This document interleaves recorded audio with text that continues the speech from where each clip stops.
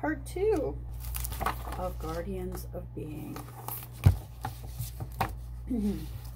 We get lost in doing, thinking, remembering, anticipating, lost in a maze of complexity and a world of problems. Nature can show us the way home, the way out of the prison of our own minds. The dog star.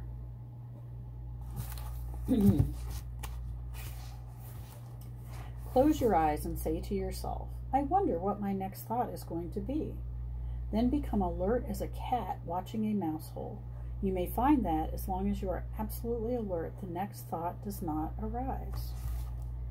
Waiting for the mouse. Waiting for the mouse.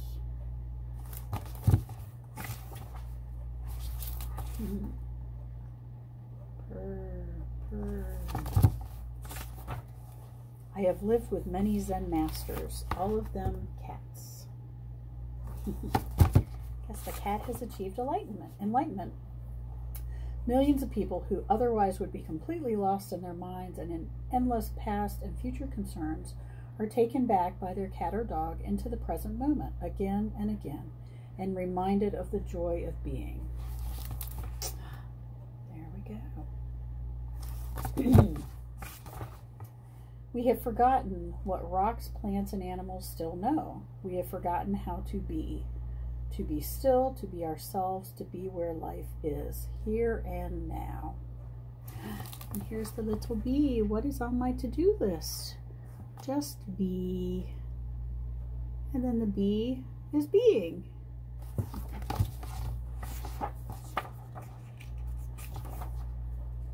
The dog is in the now, so it can teach you or remind you.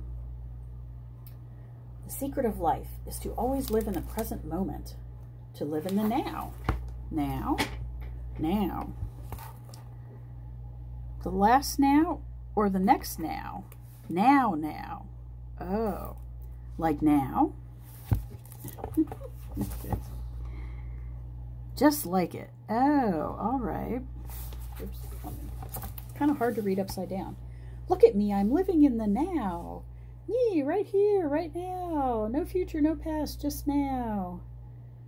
And the cat's like, okay, what now?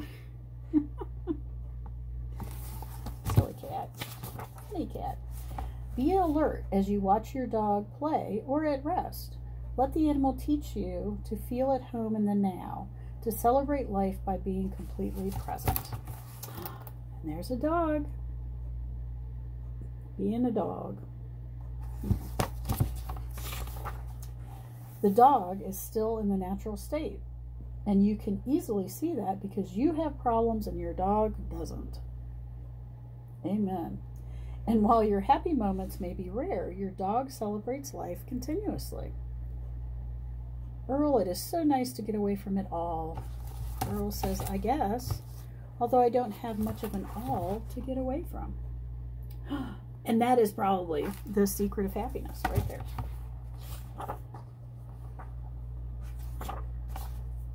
You just watch the tail, and some dogs, you just look at them. Just a little look is enough, and their tail goes, life is good, life is good.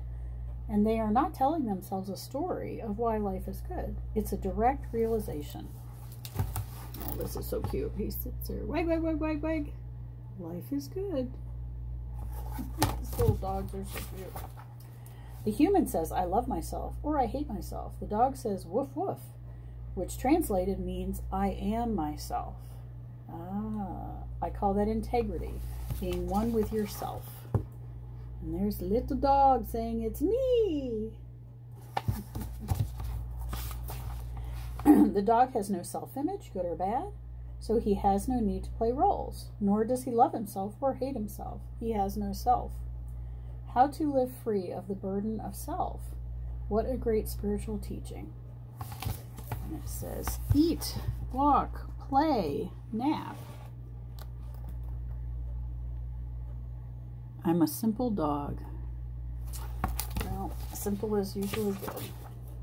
The key to transformation is to make friends with this moment. What form it takes doesn't matter. Say yes to it, allow it, be with it. Oh, that was the dog's teaching. That was the dog's teaching. I'm just translating it into words. And the next comic says, gee, what time is it? And the dog says, now, now, now, now, now. Dogs always know what time it is. Yes, that is true. Very true. So, do you think we should go for a walk? Okay. They walk through the woods, the creek, and by some fields. Allow your dog to take you for a walk every day. It's good for the body and it's good for the soul. You're full of good ideas, aren't you, Earl? Dogs emanate a goodness that people respond to. One of the joys of walking your dog is that people often come up to you and immediately their hearts open. They are not interested in you, of course. They want to pat your dog. And here's people patting the dog. Spread the love. Absolutely. Dogs offer the precious opportunity, even to people who are trapped in their egos, of loving and being loved unconditionally. Aww. Dinner. Good boy. I think our animals often tell us things like that. They have been with humans for thousands of years, and now there's a link between dogs and humans, much closer than it has ever been. Oh, this is sweet. I'm never off leash with Ozzy. Our hearts are connected. Oh, look at that.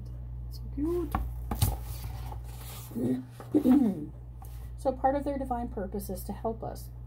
But it always goes both ways.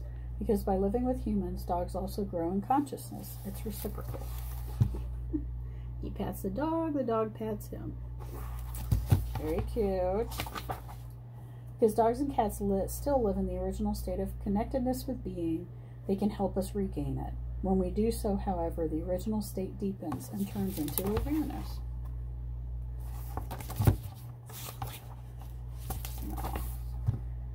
And they're contemplating.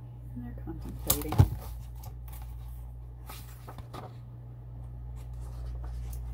We don't fall below thinking, we rise above it. Here's the sunrise.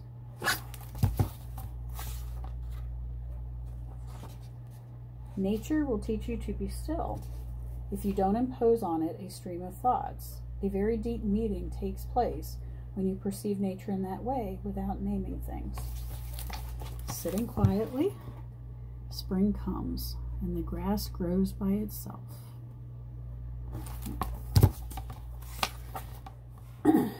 When you don't cover up the world with words and labels, a sense of the miraculous returns to your life that was lost. A long time ago, when humanity, instead of using thought, became possessed by thought, a depth returns to your life. Things regain their newness, their freshness. And there's the bird singing.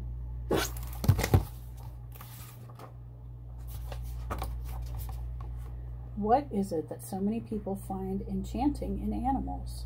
Their essence, their being, is not covered up by the mind as it is for most humans.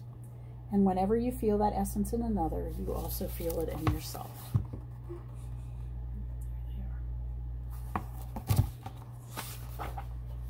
Every being is a spark of the divine, or God. Look into the eyes of the dog and sense that innermost core.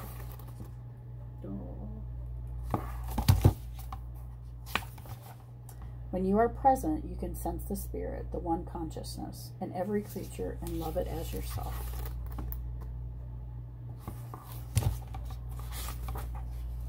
Love is a deep empathy with the other's beingness. You recognize yourself, your essence, in the other, so you can no longer inflict suffering on the other. And the patting goes all the way down through the little worms. You are not separate from the whole. You are one with the sun, the earth, the air. You don't have a life. You are life. This is a cute little comic. Little dog loves the trees and the grass and the rocks and everything.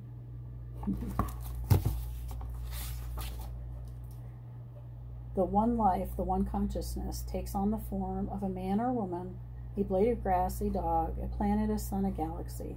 This is the play of forms, the dance of life.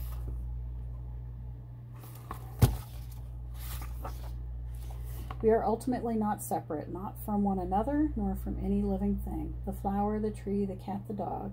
You can sense yourself in them, the essence of who you are. You could say God. There is a term, a Christian term, which is beautiful. There's the little footprints and paw prints. More footprints and paw prints. And he's carrying his friend. Loving the Creator in the creature.